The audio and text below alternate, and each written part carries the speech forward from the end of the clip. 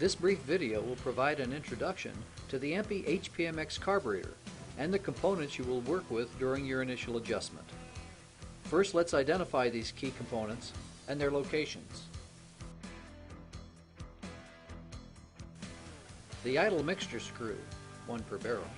This screw determines the volume of both air and fuel for the low speed or idle circuit. Idle jets, 1 per barrel. These jets determine the amount of fuel for the low speed or idle circuit. The idle speed screw adjusts the idle speed of the motor. The air bypass screw and locking nut are factory set in the closed position. Do not remove or adjust. Adjustment is for advanced tuners only. The accelerator pump adjustment is set from the factory. Again, adjustment is for advanced tuners only. The main jet stack, which includes the main fuel jets, air correction jets, and emulsion tubes.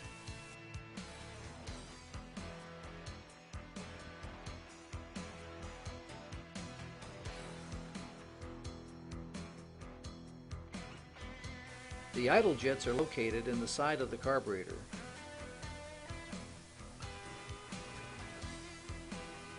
Held in place by the idle jet holder. Be sure that the O-ring is in its proper position and seat firmly.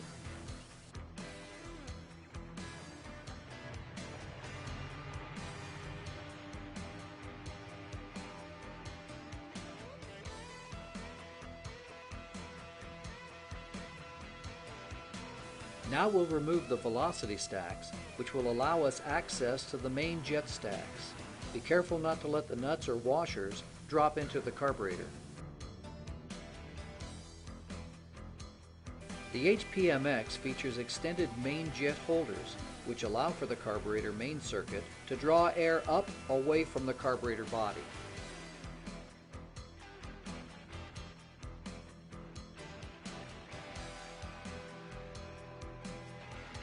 The extended main jet stack holder,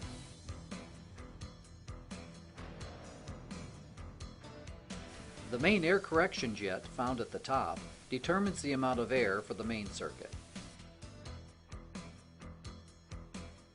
The main fuel jet found at the bottom determines the amount of fuel for the main circuit. And the emulsion tube, which determines the mixture and timing for the main circuit. It is important to use appropriate care when working with carburetor components. Use the correct tools and apply a light touch, as these components are brass and can be easily damaged. Be sure to keep your workspace as clean, dirt, and dust-free as possible.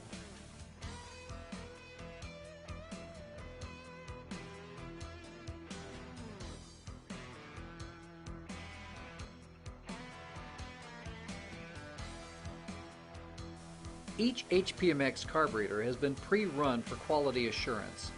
These charts detail the factory jetting and some basic jetting recommendations. Every application is unique, so carbs will always require initial adjustment and possibly rejetting. The HPMX carburetor features complete individual adjustment for each carburetor barrel.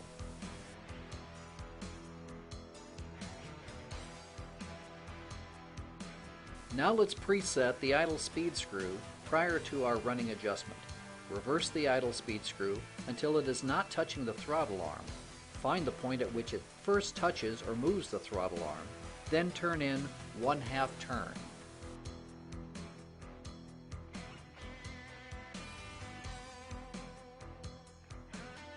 If done correctly, you can see that the throttle plate is only slightly open. If adjusted too far in, moving the throttle arm too far opens the throttle plates to expose one or more of the progression ports. This is the most common cause of tuning frustration, as this confuses the low-speed circuit and renders the idle mixture screws non-responsive. Now pre-adjust your idle mixture screws. Turn them in until they are lightly seated, then open one full turn. Too much strength here can damage the needle tip on these screws.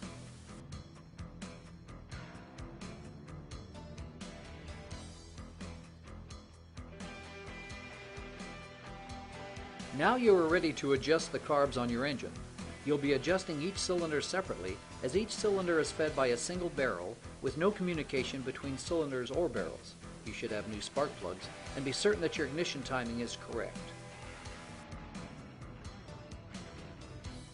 The first step is to disconnect the linkage arms from the carburetors. We need to be certain that nothing is putting pressure on the throttle arms of either carburetor.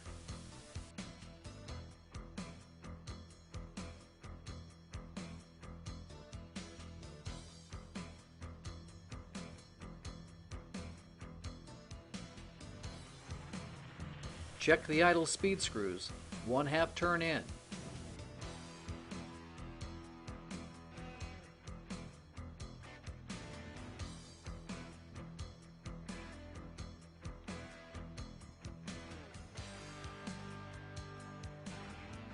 Now you can start your engine. It will be running at low RPMs, maybe stumbling here and there, but it only needs to run. Idle speed is not important at this time.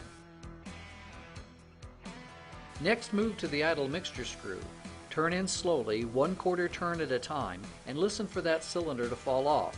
When it does, turn the mixture screw slowly open, 1/4 turn at a time, until you hear the best idle for that cylinder. You are tuning by engine sound. If you open it more and it does nothing to make it better, or runs worse, turn it back. You want to be right on the point of your best idle for that cylinder.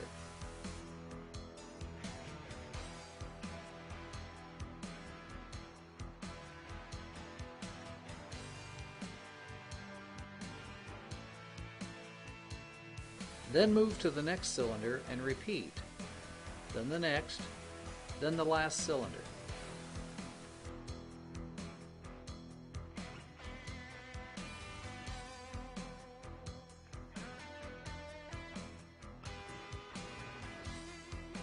Now move to the idle speed screw and set the idle speed you desire. Be certain to move each screw the same amount.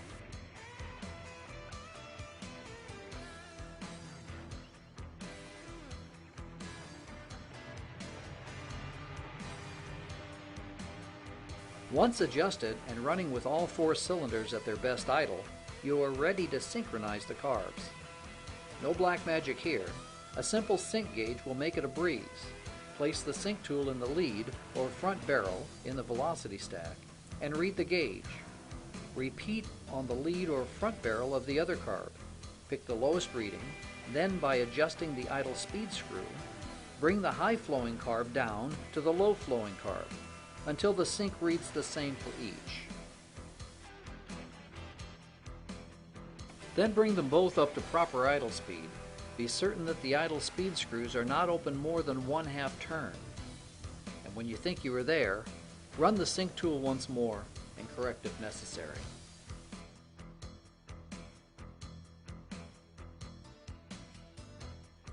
Reinstall the linkage to each carb, making certain that each arm has no pressure when at rest. Check that one side does not push or open before the other, and adjust the arms as necessary.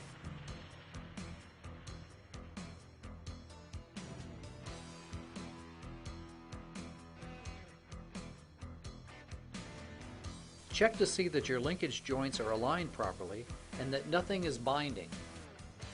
Check to be certain that your return springs are functioning, that you can achieve wide open throttle, and that your carbs close and rest on the idle speed screw, all without any part binding. Bolt your air cleaners back on and make your first run. Next video we'll go live with an engine and adjust the carbs in real time and discuss how to determine if a change in jetting is required.